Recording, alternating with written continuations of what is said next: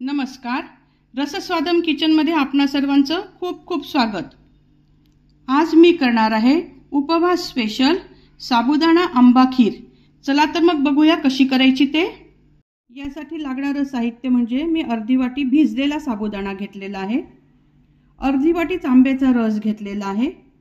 दुधाचं प्रमाण हे आपल्याला वेळेवर ठरवावं लागतं, कारण साबुदाणा जेव्हा आपण दुधात शिजवतो त्यामुळे ते प्रमाण कमी जास्त होऊ शकतं। आणि मी ही 4 टीस्पून साखर घेतलेली आहे। आंबा किती गोड आहे याच्यावर आपल्या साखरेचं प्रमाण अवलंबून असतं। कढई पहिलेच गरम करायला ठेवलेली आहे, यात मी दूध घालते।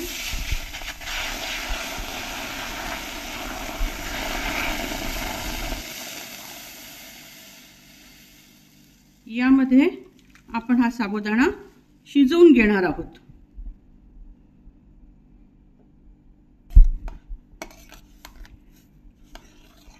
हे मी आता सध्या माझा फुल गॅस आहे, कारण मी हे सतत ढवळते आहे। आपल्याला हा साबुदाणा दुधामध्ये शिजवून घ्यायचा आहे।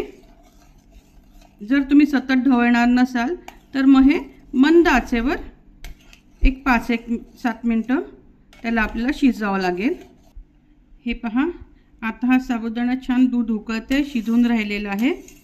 तुम्ही बघू शकता या साबुदाण्याकडे।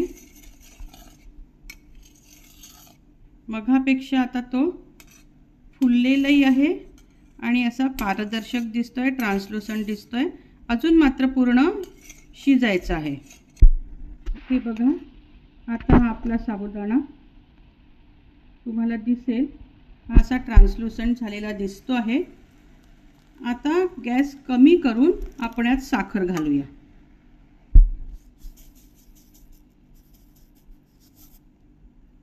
मी यात 4 टीस्पून साखर घातलेली आहे।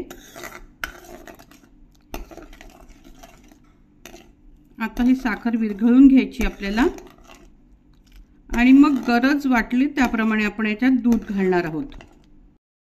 तुम्हाला आता दाखवते मी आपला साबुदाणा, जे आपण म्हणतो ना शिजणं, किंवा तो पहा कसा ट्रान्सलुसंट दिसतो आहे। आपण टाकलेला साबुदाणा हा असा होता बघा, आणि हा आता तो असा झालेला आहे। म्हणजे समजायचं की आपली खीर तयार झालेली आहे। आता हे घट्ट झालंय तर आपण यात अजून दूध घालू शकतो। आपल्यावरच अवलंबून आहे की किती घट्ट आणि किती पातळ। आणि तसंही ती खीर थंड झाल्यावर घट्ट होते, कारण साबुदाणा दूध ॲब्झॉर्ब करत असतो। आता आपली खीर खरं पूर्ण तयार आहे। याला तर एक उकळी आली की आपण गॅस बंद करूया। जवळजवळ मी 1 पाव दूध अर्धी वाटीसाठी वापरलेलं आहे। हे पहा, आता ही उकळी यायला लागली। आता मी गॅस बंद करते आहे। आता ही खीर थंड होऊ देऊया आणि त्यानंतर त्यात आपण आंब्याचा रस घालणार आहोत। हे बघा, आपली ही छान साबुदाणा खीर तयार आहे, थंड झालेली आहे। यात विलायची किंवा केशर मी घातलेलं नाही आहे, कारण की आपण आंब्याचा रस घालत असल्यामुळे ते घालायची गरज नाही। आता आपण यात हा आंब्याचा रस घालूया। आंब्याचा रसही हा आपण आपल्या तसं खीर किती आहे त्या प्रमाणात आपल्याला तो आपल्या अंदाजाने घालायचा आहे। पहा किती सुंदर रंग आलेला आहे। मी 1 पाव खिरीसाठी 2 टेबलस्पून रस यात सध्या घातलेला आहे। या क्षणी तुम्ही त्याची चव घेऊन बघू शकता। फार सुंदर लागतं आणि नुसतीच साबुदाण्याची खीर म्हणण्यापेक्षा जेव्हा अशी काहीतरी वेगळी ती खीर होते तेव्हा सगळेजण फार आनंदाने ते खातात आणि दिसायलाही छान, लागायलाही छान अशी ही खीर तयार होते।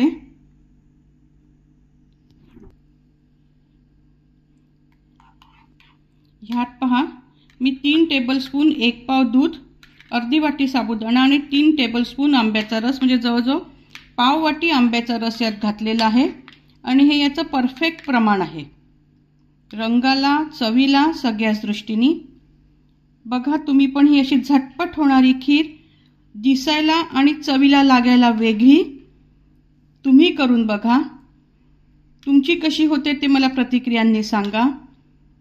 तुम्हाला हा माझा व्हिडिओ आवडला असेल तर माझ्या या व्हिडिओला लाईक करा, मित्रपरिवाराबरोबर शेअर करा आणि माझ्या चॅनलला सबस्क्राईब करा। धन्यवाद।